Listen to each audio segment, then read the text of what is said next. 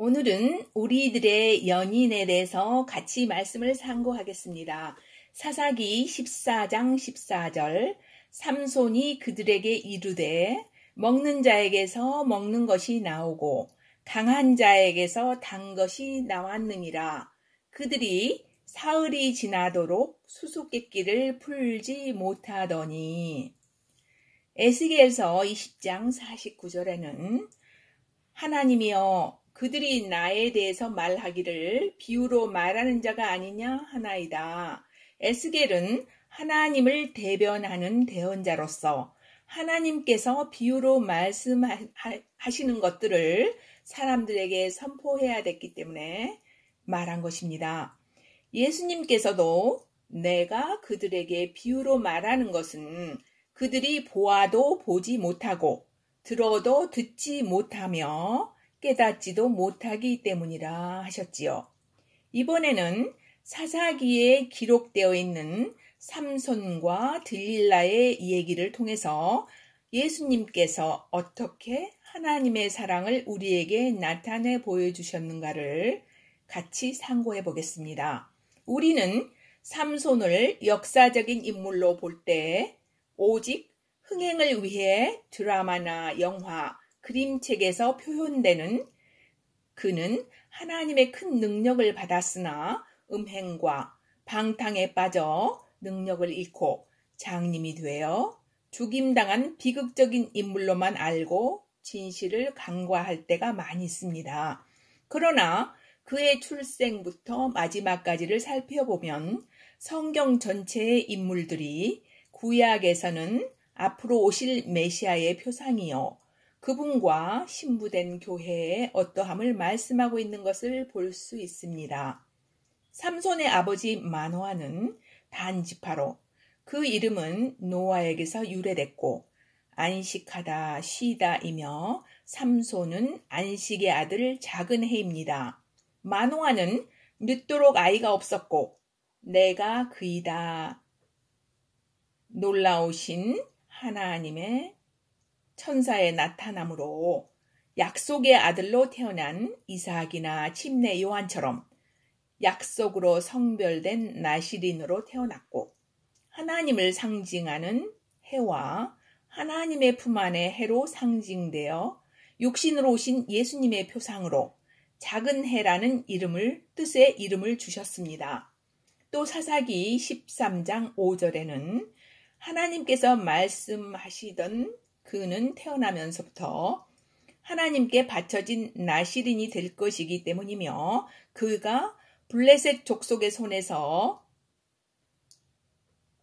이스라엘을 구해내기 시작할 것이라 라는 말씀을 주셨던 자입니다. 그가 장성하여 신부를 얻으려고 할 때 부모에게 블레셋 족속의 여자를 마음에 들어하며 그 여자를 얻어달라고 청원합니다. 그러나 삼손의 부모는 내 형제들의 딸이나 우리 온 백성 가운데서 여자가 없어서 할례받지 않는 블레셋 족속에게 가서 여자를 얻어야 한단 말이냐? 라고 책망하였지요. 사사기 14장 4절에는 삼손의 부모는 이 일이 여호와 하나님께서 나온 줄을 알지 못하였다고 기록되어 있습니다. 이는 하나님께서 블레셋 족속을 치실 기회를 찾고 계셨으며 그때는 블레셋이 이스라엘을 통치하고 있었습니다. 그의 혼인잔치에 초대받은 블레셋 청년들 30명에게 사사기 14장 14절에 수수께끼를 내는데 풀지 못하였다고 기록되어 있지요. 먹는 자에게서 먹는 것이 나오고 강한 자에게서 단 것이 나왔느니라. 이 비유는 예수 그리스도의 십자가의 죽음과 목적이 비유로 나와 있는데 삼손에게 사자가 나타나자 하나님의 영이 세차게 내려와 사자를 맨손으로 찢어 죽였는데 이는 울부짖는 사자인 마귀를 찢어 죽인 유다의 사자가 먹는 자이며 먹는 자에게서 먹는 것이 나오는데 우리가 빵으로만 살 것이 아니요 하나님의 입의 말씀으로 살 것이라 하신 마태복음 4장 4절의 말씀을 의미하고 강한 자는 예수 그리스도이시며 그분이 마귀를 없애기 위해 그 몸이 십자가에서 죽으심으로 단 것이 그분의 말씀이 나온 것입니다. 에레미야서 15장 16절에는 내가 주의 말씀을 발견하고 먹음에 주의 말씀이 내게 혼의 기쁨과 마음의 즐거움이 되었사오니 이것이 단 것인 말씀이 나온다는 것입니다. 말씀이 해방이 되어 우리 안에 주어진 것을 말씀하고 있습니다. 이것을 알아낸 자에게 구원의 겉옷인 예수님으로 옷 입혀주신다는 약속인 것입니다.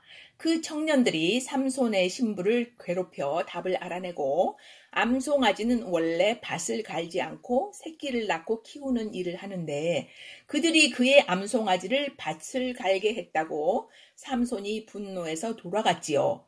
또 신부의 아버지는 신부를 같은 블레셋 족속에게 주어버렸습니다. 그 후 밀 수확 때에 염소 새끼를 선물로 가지고 신부에게 가는데 고대에는 신부의 값으로 염소 새끼를 선물로 가지고 가는 것이 관례 중에 하나였고 창세기 38장 17절에도 유다가 알지 못하고 며느리 다말에게 들어갔을 때에도 염소 새끼를 약속하였었는데 이는 신랑이 주는 신부의 제물로 생명을 대속하는 것을 말합니다.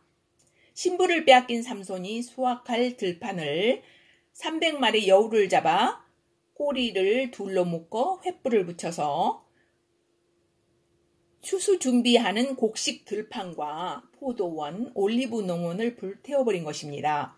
마귀의 손에 넘어간 하나님의 밀들과 포도원, 올리브 나무를 심판하신 것입니다. 그때 블레셋 사람들이 삼손을 잡으려 오자 유대 사람들 3천여 명이 에담 반석에 거하는 삼손을 결박하여 블레셋 족속들에게 넘겨줍니다. 무슨 그림입니까?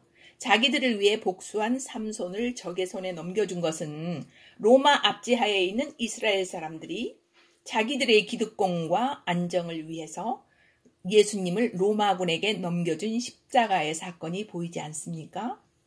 여호와의 영이 세차게 내려오시니 꽁꽁 결박한 밧줄이 손에서 놓고 보잘것없는 나귀의 뼈로 1000명을 죽이고 그 영의 능력으로 평안하게 20년을 사사로 다스렸습니다. 사사기 15장 18절 주께서 주의 종의 손에 이 큰 승리를 베푸셨습니다. 라고 찬양드리고 하나님께 순종하여 행한 것을 말씀하고 있습니다. 그 이후에 사사기 16장에 블레셋 가자에 가서 한 창녀에게 들어갔는데 그들이 잡으려고 하자 그 도시의 성 무거운 문짝 2개와 동이나 철로 된 빗장을 함께 뽑아 어깨에 메고 하나님의 임재를 상징하는 도시 헤브론 앞에 있는 산 꼭대기로 가져갔는데 가자와 헤브론의 거리는 약 77km가 넘는 길로 며칠을 걸어야 하는 거리입니다. 천사들이 함께 했다는 말씀이지요. 성령이 충만하다는 것은 많은 천사들이 수종든다는 것을 말씀하시며 하나님의 뜻을 행할 때에만 그들이 일을 합니다.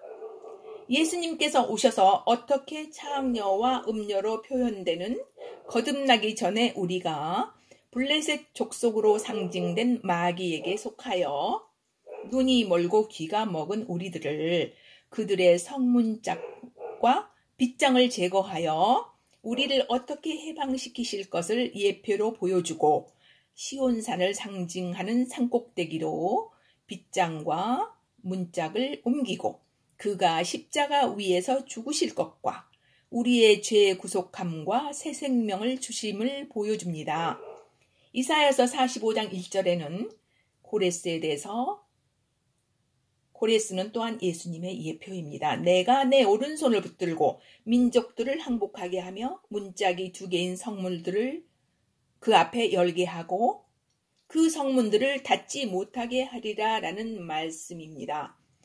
신약에서는 노예값은 은 30냥에 팔리셨지만 들릴라를 통해 온 블레셋 방백 5명이 엄청난 가치의 은 1100냥을 그의 목숨값으로 사는 것을 보여주며 우리의 구주 예수 그리스도의 값은 측량할 수 없는 값입니다.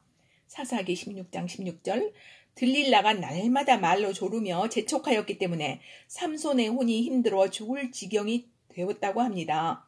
교회인 우리가 구하는 것이 무엇입니까?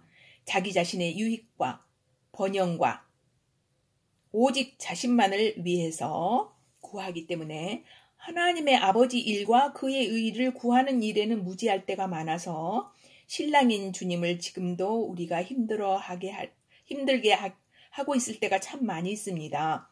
블레셋 족속이 삼손을 결박하여 두 눈을 뽑아버리고 가자로 끌고 가 놋 족쇄를 채우고 감옥에서 여자나 종이 하는 일인 연자매를 돌리게 하였습니다. 정확히 원수인 마귀가 우리에게 그 일을 행하여 분별의 눈도 없이 생활고라는 감옥에 가두고 다람쥐 쳇바퀴 돌리듯 연자매로 표현되는 의식주를 위해서 바쁘게 사느라고 영의 세계를 보지 못하였는데, 자, 누가 그 일에서 우리를 해방시키기 위해 희생하신 건가요? 블레셋의 신은 다곤인데 다간이라고 하며 곡물신, 물고기신을 상징하며 그를 섬기는 제사장들은 물고기의 입 벌린 모양의 모자를 쓰고 긴 꼬리를 달아 물고기의 몸과 꼬리를 상징하고 있으며 이집트 벽화에도 사미라미스를 나타내는 여신이 입 벌린 물고기 모양의 모자를 쓰고 있는 것이 벽화로 나타나 있습니다. 또한 바벨론에서도 팔레스타인, 옛날에 블레셋에서 수입하여 섬긴 같은 신입니다. 사무엘상 5장 4절에는 이스라엘에게서 블레셋군이 빼앗은 하나님의 궤를 그들의 신전에 두었더니 다곤 신상이 넘어져서 머리와 손목이 다 끊기고 몸뚱이만 남은 것을 보여주고 그의 신의 무능함을 보여주고 있습니다. 그들의 명절 제삿날에 희생물을 드리고 기뻐하며 삼손을 불러 조롱하는데, 삼손이 중앙을 바치고 있는 성문 두 기둥 사이에서 솔로몬의 성전 두 기둥을 모방하여 세운 두 기둥을 밀며 하나님이시여 이 블레셋 사람들을 복수하고 함께 죽게 해주십시오라고 기도하고 블레셋의 모든 군주와 많은 블레셋 족속들과 평평한 옥상에만도 3,000명이 넘는 남녀가 구경하다 모두 죽었습니다. 그들의 두 기둥 사이에서 십자가 모양으로 원수들을 죽인 삼손은 살았을 때 죽인 자보다 더 많은 블레셋 족속에게 이스라엘의 원수를 갚았고, 이 모든 삼손의 여정 역시 원수의 땅에서 원수의 손에 살며 분별력도 없이 이 땅의 삶이 전부인 줄 알고 희로애락을 구하며 살기에 급급한 우리들에게 영생을 주어서 영원한 나라를 상속받게 하시려는 하나님의 뜻을 이루게 하시려고 행하신 것입니다. 이 땅에 육신의 몸을 입고 오셔서 모든 곤욕과 고난을 그 한 몸에 짊어지신 예수 그리스도의 생애를 예표한 것입니다. 그분이 우리의 연인이요 우리를 사랑하사 그 목숨값을 주고 사신 예수님의 자신의 사랑을 표현한 것입니다. 사무엘하 7장 13절 그는 내 이름을 위하여 집을 건축할 것이요 나는 그의 왕국의 보좌를 굳게 세우리라. 내 집과 내 왕국이 내 앞에서 영원히 굳게 서고 내 보좌가 영원히 굳게 서리라.